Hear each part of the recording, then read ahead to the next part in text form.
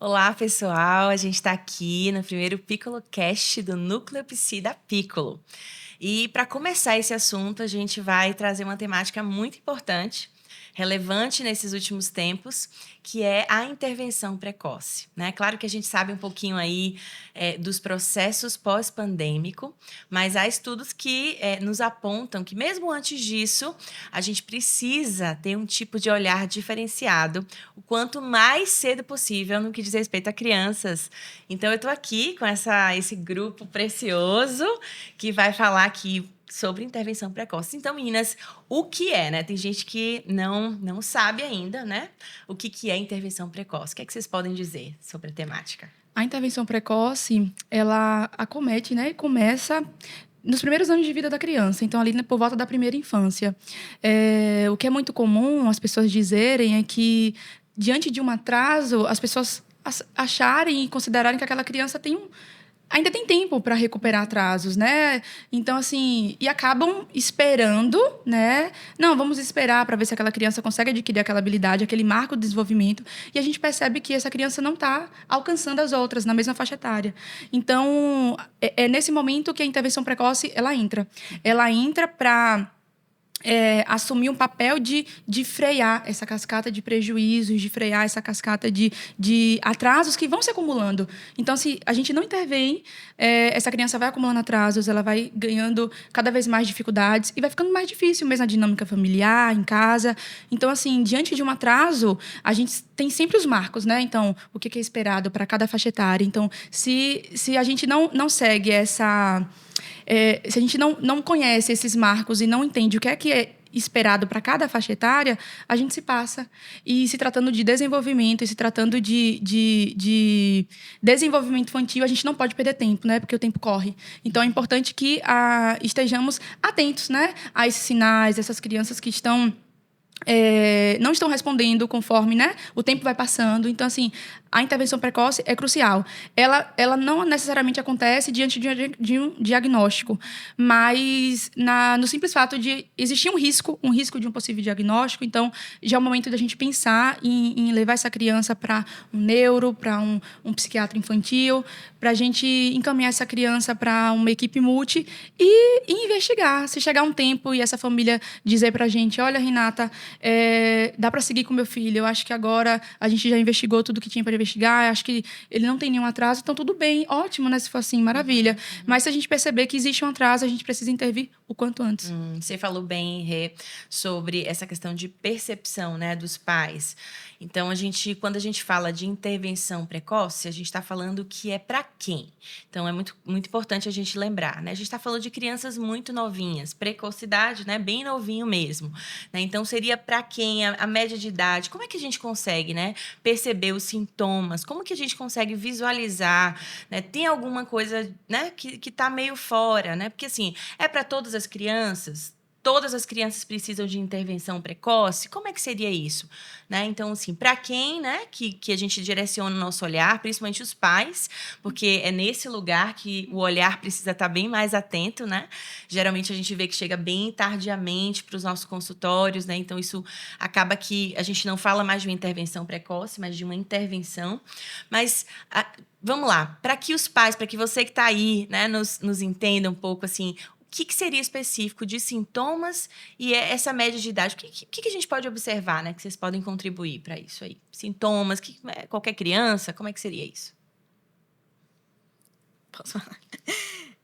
Eu acho que é importante, primeiro, fazer esse adendo, né? Que a gente tem muito essa questão do diagnóstico, que a Renata falou, mas a gente pode também antecipar e não chegar a fechar um diagnóstico. Sim. Né? Uhum. Eu vou dar um exemplo pessoal mesmo, né? Eu nasci prematura, de 7 meses, e eu fiz intervenção precoce, né? Então, a gente, enquanto família, né? Meus pais, a gente correu atrás desse atraso para que não chegasse a fechar um diagnóstico qualquer que seja. Certo. Né? Então, quando a gente fala de intervenção precoce, não é só no âmbito da psicologia. Embora a gente está aqui no Núcleo Psi, né? A gente está falando de qualquer intervenção o mais cedo possível com crianças. Perfeito. E fala um pouquinho dessas sintomatologias, né? O que a gente pode perceber que são indícios? Então, uma prematuridade já é um indício de uma intervenção. Isso já é um fator de risco para que as crianças façam a intervenção precoce.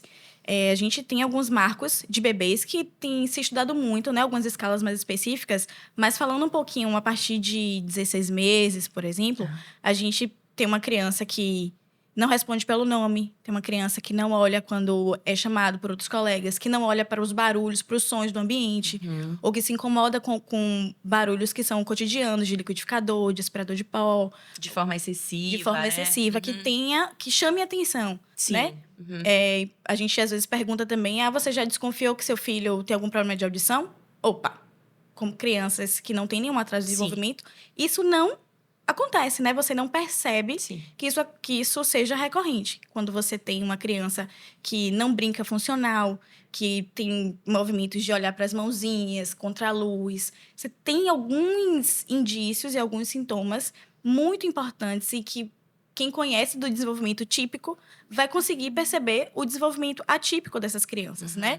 Pode apresentar também uma seletividade alimentar, pode apresentar uma resistência ou uma sensibilidade ao toque, né? Ao toque humano, se você tem muita sensibilidade quando toca ou não sente quando toca, tem que fazer um pouquinho mais de pressão. Então, são sinais que a gente pode ir observando nas crianças. Você falou de desenvolvimento típico e atípico, né? Para quem não sabe, o que seria isso? Vocês podem explicar? Desenvolvimento típico é o que é o esperado, né? Então, é uma criança que, conforme ela vai crescendo, vai chegando aos meses, vai passando os meses, a idade, ela vai conquistando aqueles marcos, ela vai passando aqueles marcos. Certo. E o desenvolvimento atípico é quando essa criança chega à idade de 1 ano, por exemplo, e não anda ainda. Não começou a balbuciar. Então, assim, a gente percebe que tem um atraso. Então, sempre crianças típicas estão relacionadas às crianças que estão com o desenvolvimento correndo conforme, né, os marcos do desenvolvimento. E uma criança atípica que está apresentando alguns atrasos, né? E aí, no momento que a intervenção precoce ela entra. Uma coisa que é importante pontuar também é que é importante que os pais conheçam todos esses sinais, porque, em geral, quando essas crianças ainda não estão num ambiente escolar, são os pais, os cuidadores, os vizinhos, as pessoas que estão naquele ambiente que vão perceber, nossa, aquela criança tem algo diferente. E a partir dos 3 anos, geralmente as crianças, né, se bem que as crianças têm estado cada vez mais cedo nas escolas, mas, em geral, 3 anos as crianças estão no ambiente escolar. Então, geralmente, a escola é um desses lugares que sinaliza. Então, a escola é o sinalizador de que, olha mãe, olha pai, eu estou percebendo que... É claro que os professores hoje têm uma amostra, né? São várias crianças dentro de uma sala. Então, assim, fica escancarado, muitas das vezes, a discrepância entre as habilidades de uma criança e uma outra. Então, a escola também é um desses polos que trazem informações importantíssimas. Sim. Então, quando a gente fala de intervenção precoce, a gente trabalha com os pais, com a escola, se essa criança estiver inserida nesse ambiente, e, claro, diretamente com a criança em sessão terapêutica. Mas é claro que aquelas habilidades a gente precisa generalizar e levar para o ambiente domiciliar. Então, torna-se importante a presença desses pais durante e dentro dessas sessões, né? Para que esses pais saibam como estimular. Porque, às vezes, esses pais ficam sem saber mesmo como fazer. Então, nós, da psicologia e da equipe multi, somos essas pessoas que podem trazer esses pais para perto e poder, de fato, ajudar eles, né? A estimular os seus filhos, É isso. Que legal. Só fazendo um adendo, esses marcos do desenvolvimento vêm na caderneta do SUS. Isso, né? Então, é uma informação que é disponível para todo mundo. Como eu posso saber, né, esses marcos, o padrão de acompanhar os marcos de desenvolvimento? O que geralmente acontece dentro do consultório é que a criança chega sem falar. Acontece muito, né? A criança com 2 anos que não fala nada. Sim. Então, os pais já têm aí um caminho de atraso, mas que não perceberam e só começam a perceber quando a criança não fala nada, não balbucia, não produz palavras, e aí chama mais atenção, né? Acontece muito de chegar nesse nível no consultório. E aí a gente vê a importância da gente estar dentro de uma clínica, né, multidisciplinar, e principalmente com o profissional que está lá na ponta, que é o pediatra. Isso. Que é aquele que tem o primeiro contato com esse bebê. Isso. Né? E para os pais... No próprio site da Sociedade Brasileira de Pediatria tem um documento de download gratuito, onde eles colocam tanto o que é esperado quanto aquilo que precisa ser observado para os pais, numa linguagem bem acessível e bem básica. Muito legal. Excelente. Então, assim, pensando, né, a gente está sempre nessa observação domiciliar, escola, parte social, bateu aquele tino, né, que não tá, de alguma forma, meu filho não está acompanhando os marcos do desenvolvimento. O que a gente faz, né? Quais são os passos diante disso aí? A gente fala de algumas avaliações. Então, a gente tem uma consulta com o pediatra, que geralmente pode sinalizar alguma coisa, mas dentro daqui da nossa área psi, né, a gente fala de avaliações importantes para identificar questões mais específicas. Então, quando a gente fala de desenvolvimento atípico, a gente fala aí de uma gama, né? A gente fala de autismo, a gente fala de déficit de atenção, a gente fala, né, de atraso de linguagem, de desenvolvimento no geral. Então, são vários pontos. Então, para o pai e mãe que está aí nos assistindo, né, e quer saber como que a gente faz, a gente tem aí um dos processos de avaliação é a avaliação neuropsicológica, né? E que a Lídia aqui é responsável no nosso núcleo psi. Por isso, fala um pouquinho do que se trata a avaliação neuropsicológica, né? Só um adendo, porque a avaliação a gente tem várias, né? Tanto feito pelo profissional que é, né, da medicina, quanto outros, né, que não fora da psicologia, TO, fono. Então, a gente está falando especificamente da avaliação neuropsicológica, né? Fala um pouquinho, Lídia, pra gente, o que seria isso aí? Certo. Na avaliação com a estimulação precoce, a gente faz uma avaliação do desenvolvimento.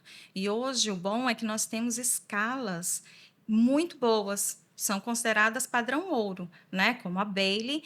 E o bom é que nós temos um instrumento nosso, brasileiro, que é o IDAD, onde ele percorre todos os aspectos importantes, tanto socioemocionais, como comportamento adaptativo, linguagem, né, o psicomotor. Então, quando você faz essa avaliação, e é interessante que na intervenção precoce, com os pequenininhos, na maioria das vezes a gente não chega a um diagnóstico, mas a gente começa já a observar traços. Opa, se tem um traço aqui, vamos encaminhar, porque quanto mais rápido a gente age com essa criança, mais possibilidades, melhor prognóstico para a funcionalidade dela. Né? Então, a avaliação neuropsicológica com os pequenininhos é uma avaliação do desenvolvimento. Quando a gente vai para os maiores, e a gente percebe os traços. Para os maiores, que a gente faz uma avaliação mais extensa, que aí a gente pega os aspectos e as funções cognitivas. A gente vai para a memória, atenção, também personalidade, afetividade, comportamento adaptativo, para a gente entender qual é o funcionamento desse sujeito, né? Como que ele utiliza isso. E uma coisa muito importante da avaliação é que o diagnóstico, as hipóteses que a gente levanta, eles dão base para as intervenções. Isso. E aí a importância da equipe multi, não é? Nos estudos de caso, para a gente ouvir o relato do profissional que está atendendo, mas também dar esse retorno. Olha, a gente percebeu isso. O que ele tem de potencial e o que está em prejuízo? E a gente vai amarrando isso. Isso. E você falou dos menorzinhos, né? A gente fala de uma avaliação no sentido de intervenção precoce, mais ou menos aí até os 6 anos, correto, meninas? Um pouquinho, né? Quanto mais antes, melhor. Isso, mas a gama, tipo assim, de menores seria até isso aí, né? Exato, um pouco antes dos 3 anos. Pronto, ótimo. Na avaliação, a gente separa até 3 anos, primeira infância, até 6, os pré-escolares, e a partir disso são os escolares. Isso, ótimo. É importante os pais saberem disso aí, né? Eu queria fazer só um adendo com o que Lídia falou, né? Dessa importância da comunicação com a equipe, é que normalmente o médico, o neuropediatra, ele tem um contato com a criança, né? Um contato específico com a família. Isso, e a equipe multi que vai estar lá acompanhando, vai fazer sessões semanais, vai ter uma base para mostrar para o médico, olha, eu identifiquei todos esses sinais, todos esses sintomas dentro de uma avaliação, sei lá, de 10 semanas. Né? Então, um processo extenso para que a equipe multi consiga acompanhar todo esse processo, especialmente o médico, né, que geralmente marca uma sessão, marca uma consulta e não tem tempo mesmo hábil de acompanhar todos esses aspectos. E aí, na avaliação neuropsicológica, é um instrumento fundamental para ele que se baseie né, para fechar um diagnóstico ou não, ou dar as orientações e o segmento para o tratamento, para o encaminhamento. É muito importante dizer, né, que a avaliação ela não é de um encontro só, né? Porque a gente, obviamente, por exemplo, numa sessão psicoterapêutica, a gente faz esse primeiro acolhimento que não deixa de ser uma avaliação de todo o contexto. Mas se falando, né, falando de avaliação psicológica, neuropsicológica, a gente fala aí de mais ou menos quantas sessões, Lídia? Em torno de 8 a 10 sessões. Aí vai depender muito também do engajamento dessa família, do comprometimento da família e do engajamento da criança, né? Da criação de vínculo. Mas, normalmente, elas fazem um bom vínculo, né? Elas gostam dos atendimentos. Mas é em torno disso, de 10 sessões, a gente consegue ter um olhar completo, porque vai desde os relatos mais importantes, levantamento de dados, da observação clínica, porque muitos diagnósticos são realmente clínicos, e mais a gente tem o suporte de instrumentos psicométricos bem fundamentados, bem padronizados. Eu lembro que no meu trabalho em escola, né, atuei durante 5 anos, geralmente a gente recomendava isso, né? Os pais vinham com alguma pulguinha atrás da orelha, os professores também davam alguma, né, direção em relação a alguma determinada dificuldade. Então, a avaliação, depois desse tempo aí de contato com a criança e avaliar especificamente algumas habilidades específicas, traz um documento tão importante, porque o documento é super rico.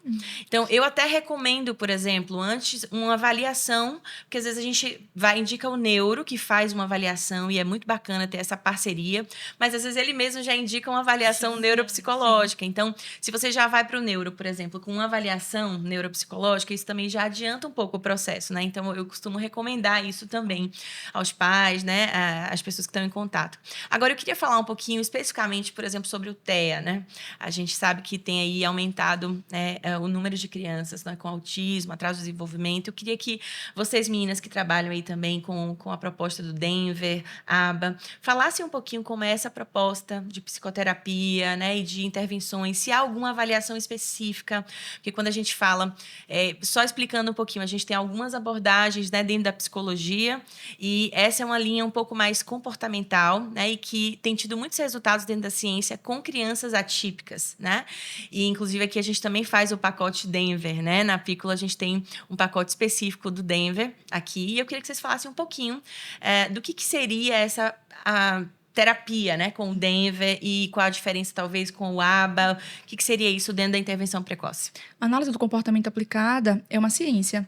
É o como ABA. Se a gente, exato, o famoso ABA. Então, se a gente fosse pensar no ABA, a gente tem que pensar como um termo guarda-chuva. Certo. É um termo que abarca várias outras temáticas dentro, né? Então, assim, existe o modelo Denver, que é um modelo de intervenção precoce voltada para crianças com autismo, e que ele se baseia na ciência ABA.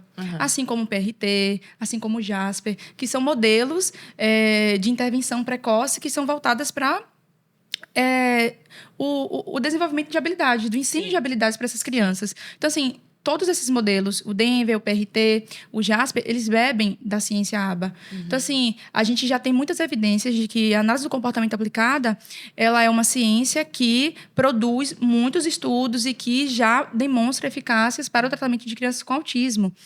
E quando a gente fala de intervenção precoce, a gente vai falar de uma estimulação que é naturalística. Então, assim, a gente vai inserir a criança num ambiente muito confortável, num ambiente de muito afeto, de muita acolhida. Então, a gente vai sempre trabalhar com o interesse daquela criança. Então, se a criança quer brincar com carrinhos, a gente vai brincar com carrinhos. Tudo bem se aquela criança só faz uma única ação com o carrinho, mas a gente vai propor a expansão daquele repertório. Então, se ela só quer pegar o carrinho para girar as rodinhas, que é uma característica, um comportamento bem típico, né, das crianças com autismo, a gente vai ensinar que aquele carrinho também pode subir uma rampa, ele pode entrar numa garagem. Então, assim, no início pode ser difícil, por exemplo, você trocar turnos com aquela criança te dá aquele carrinho para você mostrar uma outra coisa. Mas você pode pegar um segundo carrinho e mostrar para ela, através de sons vocais lúdicos, vrum, vrum, o carrinho vai subir, você mostra sons para aquela criança. Então, assim, a criança tende a olhar mais para você, a observar, a perceber que é possível brincar de outras formas, que não só apenas girar a rodinha do carrinho. Então, assim, o atendimento da psicologia infantil voltada para a intervenção precoce é um atendimento lúdico, que vai sempre visar a motivação da criança, o interesse. Então, a gente não vai forçar a criança a fazer nada. Se ela quiser apenas brincar com o carrinho, nosso objetivo é o quê? É expandir esse jogo. Então, assim, como é que a gente pode adicionar novos itens? É colocar um animalzinho dentro do carrinho para passear. Então, assim, a gente vai sempre visar adicionar itens para que aquela criança amplie seu repertório, né? Então, a intervenção precoce é sempre lúdica. Que legal. Isso é muito importante, né? Porque às vezes as pessoas não têm tanto entendimento. Acho que, tá brincando, né? Claro que a gente tem que brincar, né? Criança é brincar. Mas existe uma intencionalidade nisso, né? E cientificamente, porque a gente vê... Eu gosto muito dos gráficos da comportamental, né? A ciência do comportamento. Porque eles mostram, assim, gradativamente a mudança, o avanço. Com cada ação dessa que parece mínima, né, Rê? No sentido de vou acrescentar algo nesse sentido. Então, assim, é algo de fato, assim, rico, precisa ter essa ludicidade, mas é muito intencional no sentido de desenvolvimento. E o que é mais importante, assim, né, para que os pais entendam, para que os outros profissionais entendam, é que a gente faz ciência, né? Então, tem uma coleta de dados, tem um plano terapêutico específico, né? A gente não tá brincando ali por brincar, como você falou, é um brincar intencional. A gente vai usar a motivação da criança, a gente vai usar os interesses da criança, mas a gente tem um plano terapêutico estabelecido, a gente precisa cumprir esse plano, a gente precisa bater as metas estabelecidas para aquela criança. E claro que quando a gente também não consegue atingir determinada meta, a gente precisa repensar no caso. Então, assim, pensar na forma como a gente... própria atuação, né? Exato. O que é que tá fazendo com que aquela criança não avance naquela habilidade? Precisa de mais engajamento dos pais? Se for, a gente vai chamar esses pais para perto, né? Porque às vezes os pais entregam a criança para o terapeuta, fecha a porta, ele vai ficar ali no celular, vai se entreter com qualquer outra coisa. Terceiriza, né? Exato. E acaba que... Depois, se a gente for pensar, né? Nós estamos apenas 50 minutos com a criança, durante quantas vezes na semana? E aquele pai, em geral, tá 24 horas com aquele filho, né? Então, assim, se esses pais não aprendem a forma como estimular aquela criança, essa criança vai perder horas complementares de intervenção. Então, assim, é importante que esses pais, eles se conscientizem, né, da importância do papel deles. Sim. Tudo bem, a gente está investigando um diagnóstico, estamos, mas, assim, os pais precisam se implicar nesse processo para que... porque, assim, aqueles ganhos... Quando a gente refaz a avaliação 3 meses depois, não é só apenas daquela criança, é do terapeuta, é dos pais que estão ali imersos, né? Então, é extremamente importante. Com certeza. Isso é importante no início do processo, a gente compreender a disponibilidade desses pais. Sim. Porque eles precisam estar presentes. Né? Inclusive, muitas vezes, dentro da sessão, para que eles observem como eles têm que aprender a brincar também, aprender a fazer. Porque a maior parte do tempo são eles que estão ali junto com essa criança, né? Com certeza. É isso mesmo. Então, são muitos assuntos, muitas coisas que a gente poderia conversar aqui, mas, assim, no geral, vocês gostariam de acrescentar mais alguma coisa, meninas? Sobre a intervenção precoce, é importante a gente explicar para os pais, né, o que é a neuroplasticidade. Por quê? Porque, se a gente for comparar o tempo de aprendizagem de uma criança pequena com o de um idoso, é bem diferente. Então, por exemplo, uma criança aprende facilmente uma língua nova, se você ensina desde de muito pequeno. Mas um idoso, se você for ensinar inglês para ele, vai ser extremamente difícil, até para nós, né? Assim, jovens adultos, né? Exato. A gente tem uma rigidez que não favorece tanto a aprendizagem de novas habilidades. E quando a gente fala de intervenção precoce, a gente está falando de um cérebro que é como se fosse uma massinha de modelar. Então, a gente consegue moldar aquele cérebro. Ele está mais aberto para fazer novas sinapses, para fazer novas aprendizagens. Então, assim, quanto mais cedo... No menor risco, né, que a gente tem de um atraso no desenvolvimento, é o melhor momento para a gente intervir, para aproveitar esses anos, né, esses primeiros anos, que são tão importantes e cruciais para uma criança. Tão rico, né? A gente falar de atendimento e trabalho com criança é a neuroplasticidade aí, né? A todo vapor. Então, todas as possibilidades. É isso aí. Aproveitando, né, o gancho, eu queria só fazer um alerta para os pais mesmo, né? A gente teve uma pesquisa norte-americana que chegou esse ano, referente às crianças de 2020 até 2022, né? O número de crianças com diagnóstico de autismo saiu de uma a cada 44 crianças para uma a cada 38 crianças. Nossa. Então, cada ano que passa, a gente tem tido um número maior de crianças diagnosticadas, muitas vezes pelo faro, né, pelo olhar clínico mais aguçado, pelos instrumentos mais validados e eficientes para diagnosticar. Então, a gente precisa estar atento é um número gritante, Se a gente não fizer intervenção precoce, assim que os primeiros sinais e sintomas estiverem evidentes, a gente perde muito tempo, perde muito dessa criança. Então, a gente pressupõe a capacidade delas de aprender. Isso. Né? Então, a gente garante isso aí na primeira infância para poder ter crianças e adolescentes mais funcionais, mais saudáveis, né? Com maior potencialidade e capacidade de estar na sociedade mais justa e igual para todo mundo. Isso mesmo. Então, a gente vai voltar com novos podcasts, PiccoloCasts do Núcleo Psi, voltados especificamente para assuntos específicos como autismo, a gente pode fazer. A gente está no planejamento aí dos próximos PiccoloCasts, né? Mas queria deixar vocês aqui com essas preciosidades. Então, a gente tem a Lídia, que faz essa avaliação neuropsicológica aqui na clínica, né? Tem as meninas, a Victoria e a Renata, que trabalham dentro dessa intervenção precoce, nessa linha com Denver, com a Aba. Então, e a gente tem a Laura também, que está aqui com a gente, que é a nossa parceira, a Fona. Acho que ela já teve um podcast aí com vocês podem conferir. E ela faz o pacote Denver. A gente está caminhando para desenvolver com a melhor excelência essa parceria no sentido de intervenção precoce, né? Mas, assim, sentiu alguma questão, assim, mãe, né? Pai, geralmente são os primeiros que percebem algo.